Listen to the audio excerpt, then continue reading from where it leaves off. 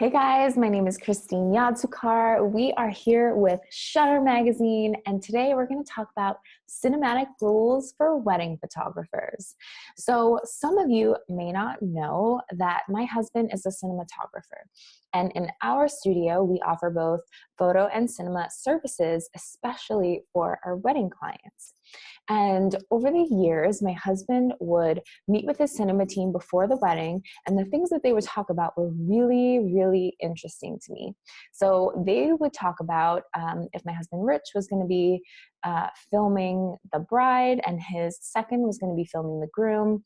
They would talk about how they were going to set up their shots so that each other knew, and they could either be the same, shot in the same way, or they could be opposite to create some form of symmetry. So an example of this would be if the bride had her light source camera left, so maybe she was next to a window, and for us, the window was camera left, and for the second, they would be shooting the partner with the light source camera right. So this is opposite and creating symmetry.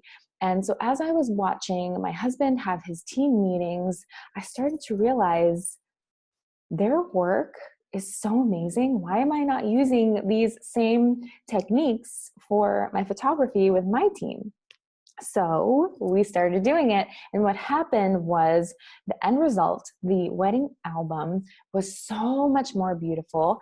It felt better. You could feel the story that we were telling in a totally new way. Everything felt very intentional.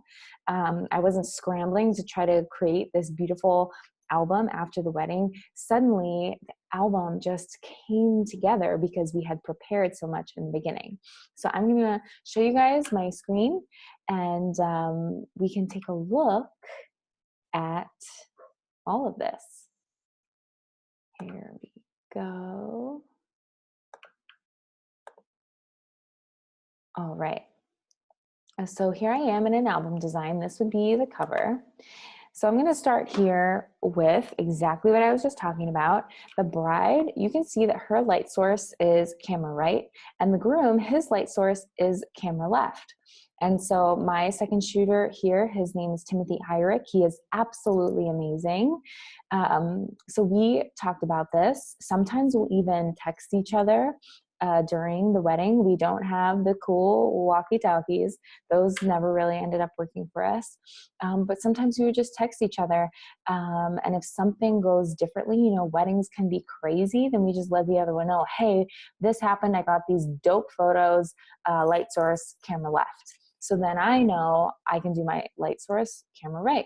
Or if I ever need to later to get that type of symmetry, I can come in here and I can flip the image. So if this was my original image, I can flip it and get that light source the way I want it. So thinking ahead and planning, this is one cinematic rule that I always love to use.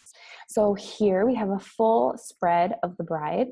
Her light source is camera right, so we don't always have to be putting the two partners together on the same spread.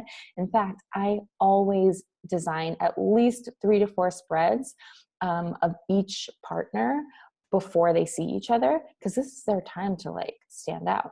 So this is this particular bride's spread, light source, camera right. And we come over here, groom, light source, camera left. So again, this was my second shooter. We let each other know what was happening beforehand. We say, this is best case scenario.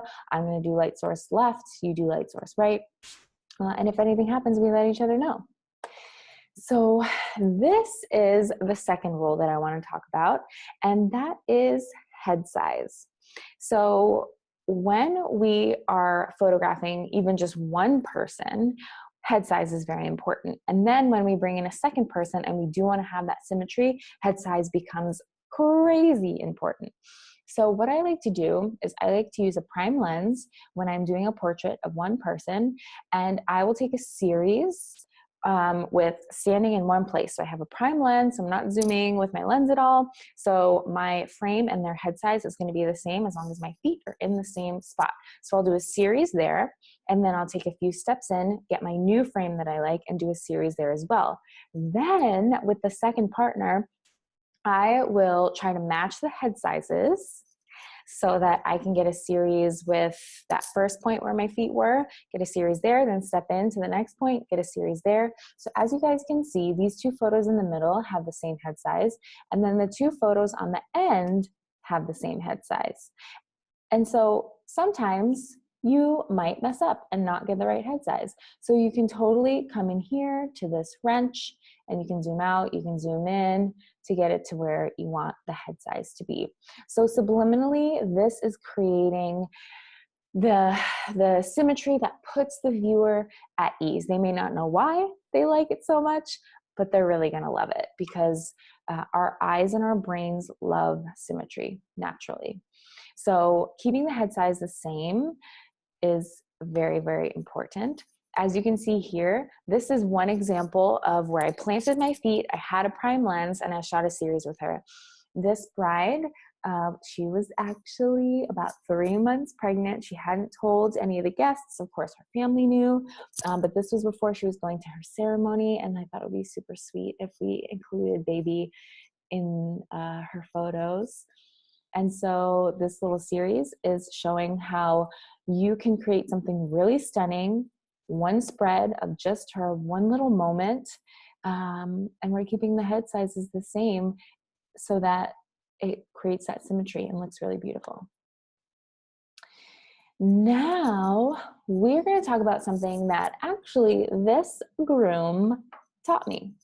So this is actually Tim. He was one of our cinema shooters for a very long time before Hollywood scooped him up. You can see his work on The Walking Dead and SWAT. He is absolutely amazing, and we understand why he left us. But he did a surprise proposal to his fiancee, Brittany, in Whistler, BC. And he brought us up there for it. And it was so amazing. And we planned this whole engagement photo shoot afterwards. She was completely stunned. But right afterwards, we went to their hotel and we designed their album. Designing an album with him, with the way his eye is, taught me so much. He was really focused on leading lines. And so, of course, I know about leading lines when I'm photographing, but in designing the album, I wasn't thinking about leading lines so much. So he taught me, if you see in the corners, these railings go straight to the corners. And so maybe I had it like that when I first showed him. And he was like, hey, can we bring it down so that those lines go into the corner? So I'd move it down. If you need to, we can even tilt it a little bit to get it exactly how we want it. See how that one tilted down, so that's not the way that I would go. But he really taught me about that, and that was super cool. And so you can see a photo, this is of their actual finished album. You can see this leading line going straight to the corner of the album. So when you're designing the album, you photographed with leading lines in mind. When you're designing it, then you can incorporate the actual album itself with the leading lines coming in from the corners. Yeah, and so think about that when you are designing the album. All right, you guys, so those are my most important cinematic rules for photographers. Think about symmetry with your light sources amongst your team. Keep the head size the same, and don't forget about your leading lines. I hope you guys are having an awesome day. My name is Christine Yodsukar, and I will see you next time. Bye.